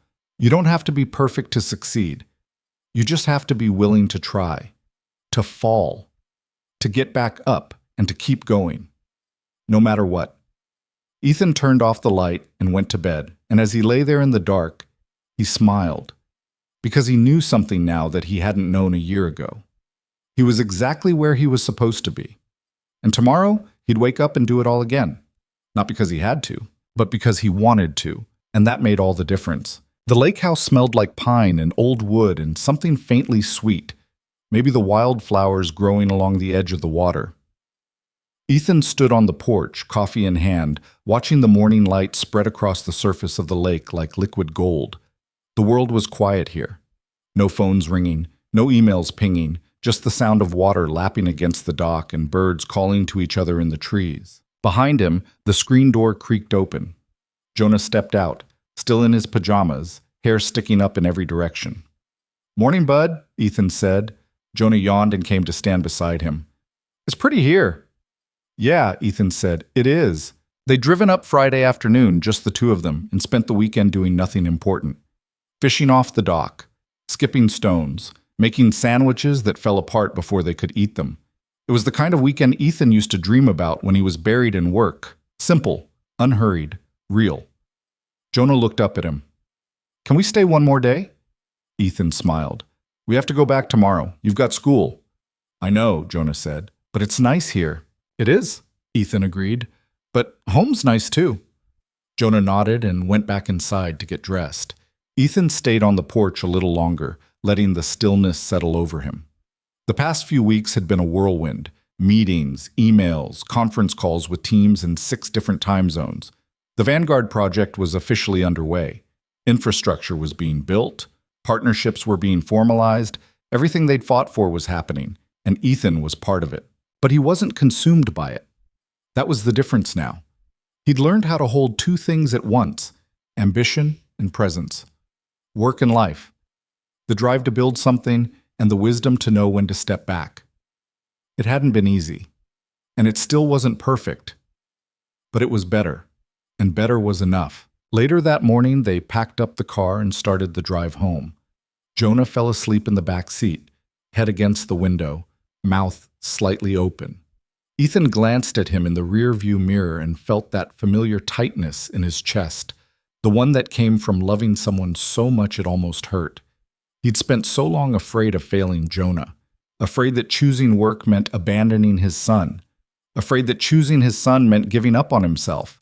But the truth was simpler than that. You didn't have to choose. You just had to show up, every day, for both. They got home just after noon. Jonah woke up as they pulled into the driveway, blinking sleep from his eyes. "We're home?" he asked. "We're home," Ethan said. They unloaded the car and Jonah ran inside to check on his fish, a goldfish named Captain he'd won at a school carnival. Ethan carried the bags upstairs and started unpacking. His phone buzzed on the dresser, a text from Lena. "Hope the lake was good. We need to talk Monday. Nothing bad, just important." Ethan stared at the message for a moment, then replied, "The lake was perfect. See you Monday." He set the phone down and went back to unpacking. Monday morning came too fast. Ethan dropped Jonah at school and headed to the office. Lena was waiting in the conference room, 2 cups of coffee already on the table. "You're early," Ethan said, sitting down. "I couldn't sleep," Lena admitted. Ethan frowned. "What's going on?" Lena took a breath. "I got a call last week. From a recruiter." Ethan's stomach tightened. "Okay." "There's an opportunity in Singapore. Chief operating officer for a tech firm that's expanding into logistics. It's a big job. Bigger than this." Ethan nodded slowly. "And you're considering it?" "I don't know," Lena said. "That's why I wanted to talk to you." Ethan leaned back in his chair. "What do you want me to say?" "I want you to tell me if I'm crazy for even thinking about it," Lena said. "We just got Vanguard approved. We're 3 months into the rollout. If I leave now—" "You're not crazy," Ethan interrupted. Lena looked at him. "I'm not?" "No," Ethan said. "You're ambitious. That's different." Lena let out a breath. "But the timing is never perfect," Ethan said. "If you wait for the perfect moment, you'll be waiting forever." Lena stared at her coffee. "I don't want to leave you holding the bag." "You're not," Ethan said, "but the project is solid, the team is strong, and I can handle it." Lena looked up. "You're not mad?" "Why would I be mad?" Ethan asked. "You've worked your ass off for this company. If there's a better opportunity out there, you should take it." Lena's eyes were wet. She blinked and looked away. "I thought you'd try to talk me out of it." "I'm not going to do that," Ethan said, "but I will say this. Whatever you decide, make sure it's what you actually want, not what you think you're supposed to want." Lena nodded slowly. "How do you know the difference?" Ethan thought about it. "You ask yourself if it makes you feel more like yourself, or less." Lena was quiet for a long moment. Then she smiled. "When did you get so wise?" Ethan laughed. "I'm not wise. I just made enough mistakes to figure a few things out." They sat there for a while drinking their coffee in comfortable silence. Finally, Lena spoke. "I'm going to take it." Ethan nodded. "Good." "But I'm not leaving until the transition is done," Lena said. "I'm not walking out in the middle of this." "I appreciate that," Ethan said. "But don't stay just because you think you have to. Stay because you want to finish what we started." Lena smiled. "I do want to finish it." "Then let's finish it." Over the next 6 weeks, they worked side by side to hand off the pieces Lena had been managing. Ethan took over vendor negotiations. Mark Sullivan stepped up to handle compliance. Amara flew in from Tanzania for a week to finalize the East African operations. And through it all, Lena made sure everything was airtight before she left. On her last day, the office threw her a small going-away party. There was cake and awkward speeches and a card signed by everyone on the team. Lena smiled through it all, gracious and composed, but Ethan could see the emotion underneath. When it was over, she found him in his office. "Got a minute?" she asked. "Always," Ethan said. Lena sat down across from him. "I wanted to say thank you." "For what?" "For not making this easy," Lena said. "When I first started, I thought I had to be the smartest, the toughest, the one who never made mistakes. And you showed me that wasn't true. You showed me that being good at this job means admitting when you're wrong and asking for help and trusting the people around you. Ethan smiled. You taught me a few things too. Like what? Like how to fight for something without losing yourself in it, Ethan said. And how to let someone else lead without feeling like you're giving up control. Lena laughed. We made a good team. Yeah, Ethan said. Why, we did. Lena stood. For a moment, she just looked at him. Then she extended her hand. Ethan shook it, but before she could pull away, he spoke. One more thing, he said. Lena paused. Yeah? You walked into that boardroom thinking I was beneath you, Ethan said, and you could have kept thinking that, but you didn't. You gave me a chance, and then you gave me respect. That meant more than you know. Lena's expression softened. You earned it, Ethan, every bit of it. She left, and Ethan sat there for a long time, staring at the empty chair across from him. He was going to miss her, but he was also proud of her, and that felt like the right way to say goodbye. The months after Lena left were different. Ethan was running the Vanguard project solo now, and the weight of it was real. But it wasn't crushing. He'd learned how to carry it without letting it consume him. He set boundaries, hard ones. No emails after 6, no work on weekends unless it was absolutely critical. And every Tuesday and Thursday, he left the office at 3 to pick up Jonah from school and spend the afternoon with him. It wasn't perfect. There were still late nights and stressful calls and moments when he felt like he was barely keeping his head above water. But he was keeping his head above water. And that was the point. One Thursday afternoon, Ethan and Jonah were at the park, throwing a baseball back and forth. Jonah's aim was getting better. He didn't drop the ball nearly as much as he used to. Dad, Jonah said, winding up for a throw. Yeah? Do you ever miss Mom? The question caught Ethan off guard. Jonah threw the ball. Ethan caught it and held it for a moment. Sometimes, Ethan said honestly, but not the way you think. What do you mean? Ethan threw the ball back. I don't miss the person she was at the end, but I miss the person she used to be, before things got hard. Jonah caught the ball and looked at it. Do you think she misses us? Ethan's chest tightened. I don't know, bud. I hope so. Jonah nodded and threw the ball again. They played for a while longer, not saying much, just being together. On the drive home, Jonah spoke again. I'm glad it's just us, he said quietly. Ethan glanced at him. Yeah? Yeah, Jonah said. I mean, I wish Mom was here sometimes, but I like how things are now. Ethan's throat closed.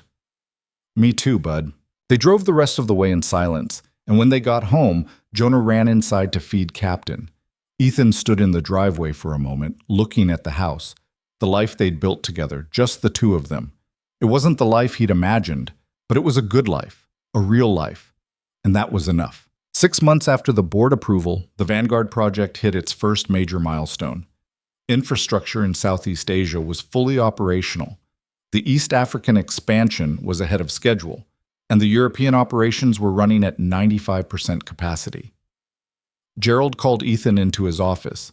I wanted to show you something, Gerald said, pulling up a report on his screen. Revenue projections for the next quarter. Ethan leaned in and read the numbers. His eyes widened. We're exceeding projections by 18%, Gerald said, across the board. Ethan exhaled. That's incredible. It's more than incredible, Gerald said. It's proof that you were right. The board was skeptical. Hell, I was skeptical.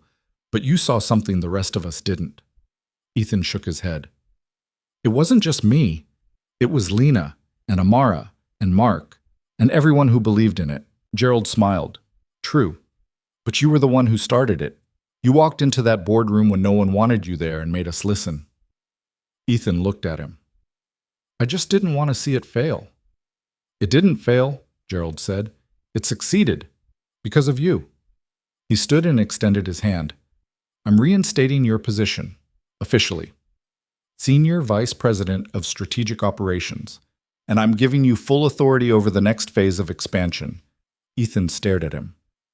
Gerald, you've earned it, Gerald said, but I need you to agree to one condition. Ethan frowned. What condition?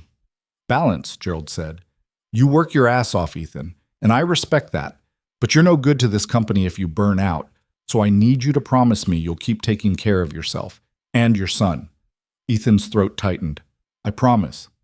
Gerald nodded. Good. Now get out of here. Go celebrate. Ethan left Gerald's office and walked back to his desk. He sat down and stared at his computer screen, letting the weight of it sink in. He'd done it. Not perfectly, not smoothly, but he'd done it. That evening, Ethan picked up Jonah from school and took him out for pizza. Their usual spot, the one with the red checkered tablecloths and the jukebox in the corner. Jonah ordered pepperoni.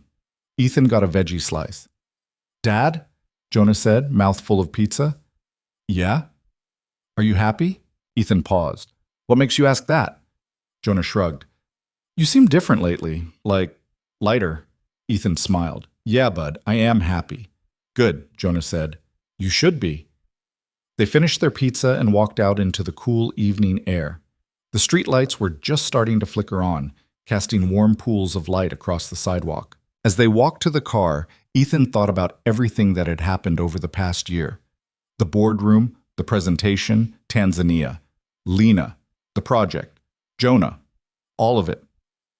And he realized something important. Success wasn't about never falling. It was about getting back up when everyone expected you to stay down. It was about proving that walking away didn't mean you were weak. It meant you were strong enough to choose what mattered. And coming back didn't mean you were desperate. It meant you were ready. A few weeks later, Ethan got an email from Lena. She'd been in Singapore for 3 months and was settling in well. The job was challenging but rewarding. She missed the team. She didn't miss the winters. At the end of the email, she wrote, I've been thinking a lot about what you said, about making sure I'm doing what I actually want, not what I think I'm supposed to want. And I think I'm finally starting to understand the difference.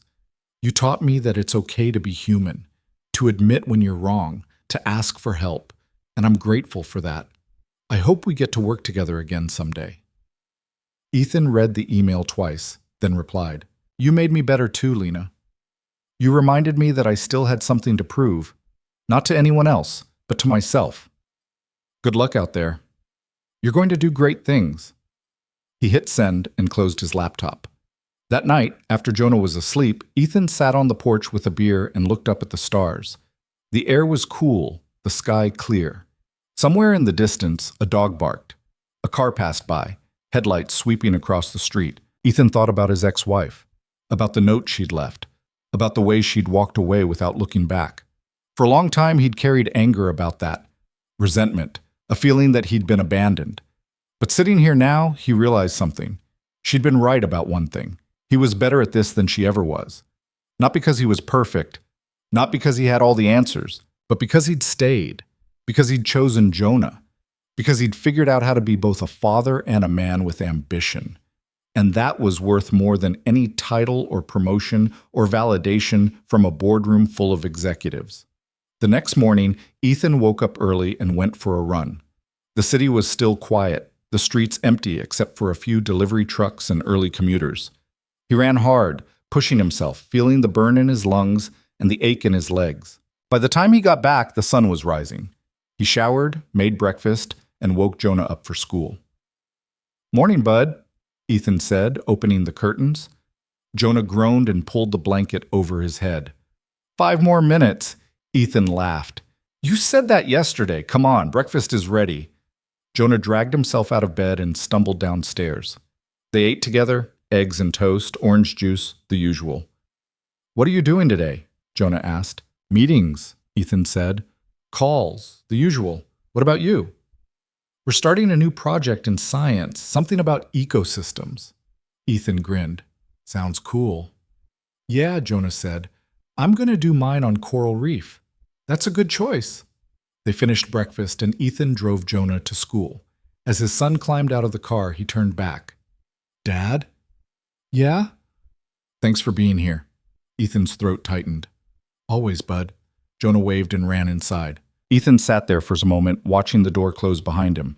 Then he drove to the office. When he got there, Mark was waiting in the conference room with a stack of reports. Morning, Mark said.